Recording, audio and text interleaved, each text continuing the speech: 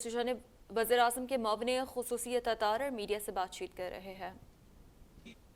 نام دیا جاتا کہ پوری سپریم کورٹ متحد ہے، کسی قسم کی تقسیم نہیں ہے، آپس میں ہم آہنگی ہے اور قانونی اور آئینی معاملات کے اوپر اختلاف رائے نہیں پایا جاتا، تو یہ ابہام دور ہو جاتا۔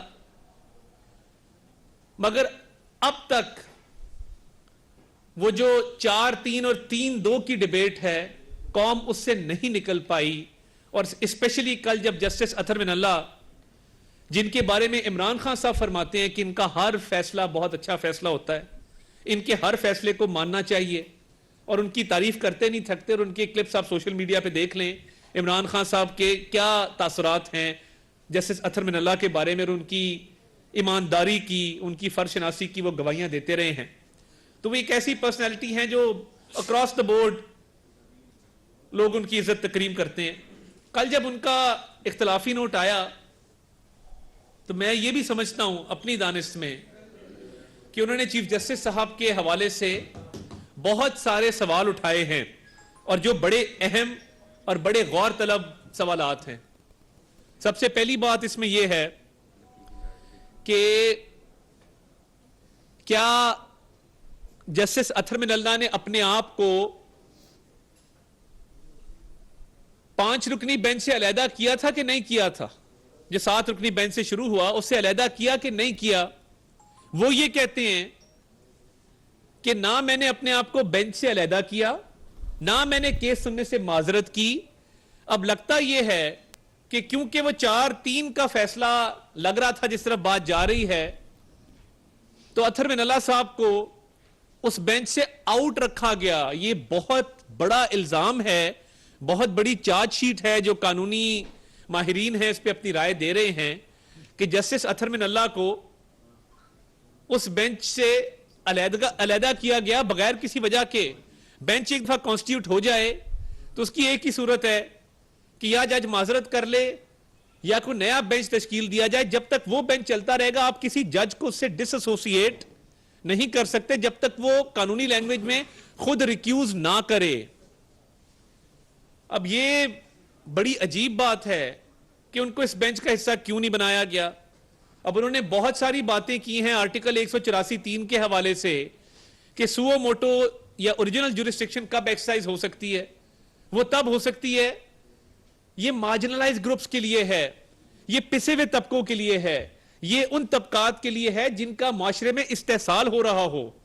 یہ ان کو بچانے کے لیے آئین میں ایک پروٹیکشن رکھی گئی تھی، آئین میں ان کو تحفظ دیا گیا تھا کہ کوئی غریب آبادی ہے، کوئی ایک ایسی اقلیت ہے جس کو اپنے حقوق کے تحفظ کی ضرورت ہے تو ڈائریکٹلی سپریم کورٹ اس میں انٹروین کرے۔ مگر افسوس کی بات یہ ہے کہ یہ جورسڈکشن سوو موٹو کی آرٹیکل 184(3) کی استعمال کی جاتی ہے طاقتور لوگوں کے لیے، سیاسی معاملات میں مداخلت کے لیے۔ دیکھیے جوڈیشل ایکٹیویزم اس ملک میں شروع ہوا لائرز موومنٹ کے نتیجے میں، ایک اچھی چیز تھی، مگر یہ جوڈیشل ایکٹیویزم اب جوڈیشل انٹرفیئرنس میں تبدیل ہو چکا ہے۔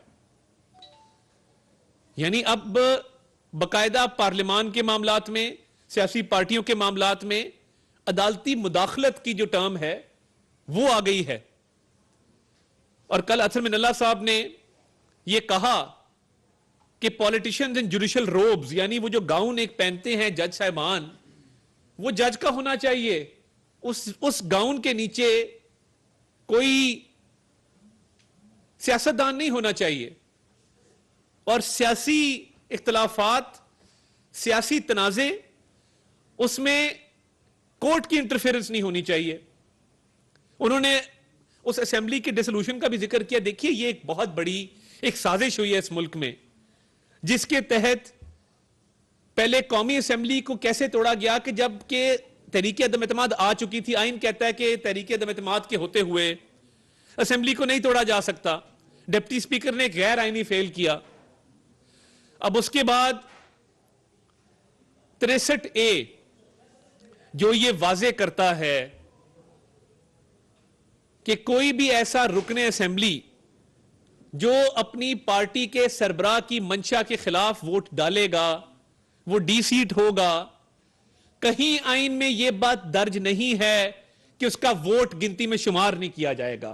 آئین نے ایک سزا تجویز کر دی, سزا بتا دی کہ یہ ووٹ ڈالنا, اگر آپ ووٹ ڈالیں گے پارٹی سربراہ کی ہدایات کے خلاف تو پھر آپ اپنی سیٹ سے ہاتھ دھو بیٹھیں گے.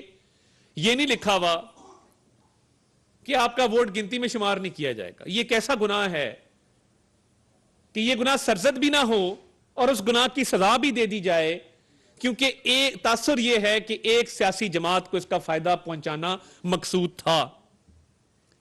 اب 63A میں بڑا کلیئر ہے, جتنے بھی خط لکھے گئے قومی اور صوبائی اسمبلی کے منحرف اراکین کو, وہ پارٹی کے سیکرٹری جنرل کی طرف سے لکھے گئے. آن ریکارڈ میں یہ بات کر رہا ہوں, مجھے غلط ثابت کر دیں. اسد عمر نے وہ خط لکھے. مجھے بتا دینا کہ پنجاب کی پارلیمانی پارٹی کا اجلاس کب بلایا گیا یا شو کاز کب ایشو کیا ہے پارلیمانی پارٹی کے ہیڈ نے یا پارلیمانی پارٹی نے. یہ عمران خان کی سہولت کاری ہوئی کہ وہ اتنا لاڈلا ہے, چلے اس کی چوری چکاری پہ کورٹوں کا ایک نرم ویو ہے کہ توشہ خانہ کا ٹرائل نہیں چلتا, اس کی اداروں کے خلاف ہرزہ سرائی پہ ایک نرم ویو ہے کہ کوئی بات نہیں, یہ فوج کے ادارے کو برا بھلا کہتا ہے, کیمپینیں چلاتا ہے, چلے ٹھیک ہے آپ کا ایک نرم ویو عدلیہ کا مان لیا. عدالتیں ایک سافٹ کارنر اس کے حوالے سے رکھتی ہیں اور اس کی سہولت کاری جاری ہے, وہ چوری کرے چکاری کرے, مگر کم از کم اس کے لاڈ میں, اس کے پیار میں آئین کو دوبارہ تو نہیں لکھنا تھا. اپنے ہاتھ جوڑ کے آپ سے گزارش ہے کہ وہ لاڈلا ضرور ہوگا کہ اس کی چوری ڈکیتی, اس کے معاملات کو آپ پسے پردہ ڈال دیں, مگر اتنا لاڈلا تو نہیں تھا کہ ایک مقدس کتاب ہے آئین کی, اس کو اس لاڈلے کی خاطر آپ نے دوبارہ اثر نو لکھا تاکہ اس کی پنجاب میں حکومت قائم ہو سکے. اور ہم نے ہوتے دیکھا, یہ کوئی بفروزے کی بات نہیں ہے. آپ نے کہا کہ پارلیمانی پارٹی کا ہیڈ جو ہے وہ فیصلہ کرے گا, اس کی بھی ہدایت نہیں. آپ نے ہمارے لوگوں کو ڈی سیٹ بھی کیا اور ان کے ووٹ بھی گنتی میں شمار نہیں کیے. بتا دیں آئین میں کہاں لکھا ہے کہ ووٹ گنتی میں شمار نہیں ہوں گے. یہ اتنا بڑا ظلم ہے, یہ اتنی بڑی زیادتی ہے کہ یہ شاید پاکستان کی تاریخ میں کبھی نہیں ہوئی. یہ ایک جس طرح ذوالفقار علی بھٹو صاحب کا جوڈیشل مرڈر تھا اور وہ 4 اپریل کو آپ نے دیکھا کہ اسی دن عدالت نے یہ آرڈر بھی دیا, تو جب یہ تاریخ لکھی جائے گی اور سیاہ باب لکھے جائیں گے عدلیہ کے کردار کے, اس میں یہ آئین کو اثر نو لکھنا بھی لکھا جائے گا. اور اس پہ بات نہیں رکی.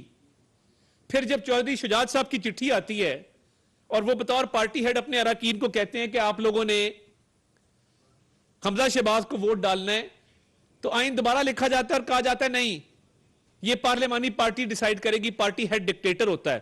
اگر پارٹی ہیڈ ڈکٹیٹر ہوتا ہے تو پھر لوگ یہ کہہ رہے ہیں کہ چیف جسٹس کیا ہوتا ہے. رولز یہ کہتے ہیں کہ ہی از ون امنگ ایکولز, یعنی وہ بہت سارے لوگوں میں برابری کی سطح میں ایک شخص ہے. سینیورٹی کی وجہ سے اس کو چیف جسٹس کا عہدہ دیا جاتا ہے. اس کا یہ مطلب نہیں ہے کہ وہ مادر پدر آزاد ہے کہ مرضی کے بینچز بنائے, کسی سے مشورہ نہ کرے, کورٹ کو تقسیم کریں اور آئین کو اثر نو کسی ایک پولیٹیکل پارٹی کی سہولت کاری میں لکھیں. یہ ممکن نہیں ہے. آئین کو 2 دفعہ آپ نے ری رائٹ کر دیا اور پنجاب میں حکومت بنا دی. آج جو الیکشن پہ آپ فیصلہ کر رہے ہیں اور یک طرفہ فیصلہ کر رہے ہیں, الیکشن سے ہم اللہ کا شکر ہے نہ بھاگنے والے تھے نہ بھاگیں گے. ہمارے تو مریم نواز شریف صاحبہ کھڑیاں میں اتنا بڑا جلسہ کر لیتی ہیں جو آپ مینار پاکستان میں نہیں کر پائے تھے, اور ہمارا عوامی رابطہ مہم بھی جاری ہے, تنظیم کے حوالے سے بھی معاملات جاری ہیں. تو الیکشن کی تو نوبت ہی نہ آتی ہے. اسمبلی توڑنے کی نوبت تو تب آئی جب تحریک انصاف کو یہ حکومت دی گئی. اور مجھے یہ لگتا ہے کہ کہیں نہ کہیں کوئی ساز باز ایسی ہے کہ ضد ہے کہ اپنے ہوتے ہوئے الیکشن کروائیں. بھائی کیوں؟ پہلے 63A آپ دوبارہ لکھتے ہیں, آئین کی تشریح غلط کر کے آئین کو اثر نو لکھا جاتا ہے, پی ٹی آئی کی حکومت قائم کی جاتی ہے, ان کو حکومت توڑنے کا موقع دیا جاتا ہے. حکومت توڑنے کے بعد ان کی مرضی کی ڈیٹ پہ الیکشن کے آرڈر پاس کیے جاتے ہیں. جج پہ جج کہہ رہا ہے کہ سر آپ نے پروسیجر فالو نہیں کیا, آپ کی جورسڈکشن نہیں بنتی, ہائی کورٹ کو فیصلہ کرنے دیں, آپ غلط کر رہے ہیں. ایک کے بعد ایک جج بینچ سے اٹھتا گیا, مگر 3 رکنی بینچ ضد پہ اڑا تھا کہ ہم نے عمران خان کی مرضی کی الیکشن کی ڈیٹ دینی ہے. تو یہ کوئی ایک واقعہ نہیں ہے, یہ پوری فہرست ہے ایک واقعات کی کہ کس طرح ایک پولیٹیکل پارٹی کی سہولت کاری کی گئی اور ایک پولیٹیکل پارٹی کو فائدہ دینے کے لیے آئین کو تبدیل کر کے اور آئین کو تبدیل کرنے کے بعد ایک کے بعد ایک جوڈیشل آرڈر اس کے حق میں دیے گئے. تو میرا تو یہ مطالبہ ہے بڑا کلیئر کہ ان سارے معاملات کو دیکھتے ہوئے چیف جسٹس آف پاکستان کو فی الفور مستعفی ہو جانا چاہیے. یہ آواز میری آواز نہیں ہے, اس آواز میں پاکستان کی سول سوسائٹی شامل ہے, پاکستان کے وکلا شامل ہیں, اور کل کے اطہر من اللہ کے آرڈر کے بعد جس سے بات کرو وہ یہ کہتا ہے کہ یہ آئین اور قانون کے ساتھ جو کھلواڑ کیا گیا ہے. وزیر اعظم کے معاون خصوصیت عطا نیوز کانفرنس کر رہے ہیں.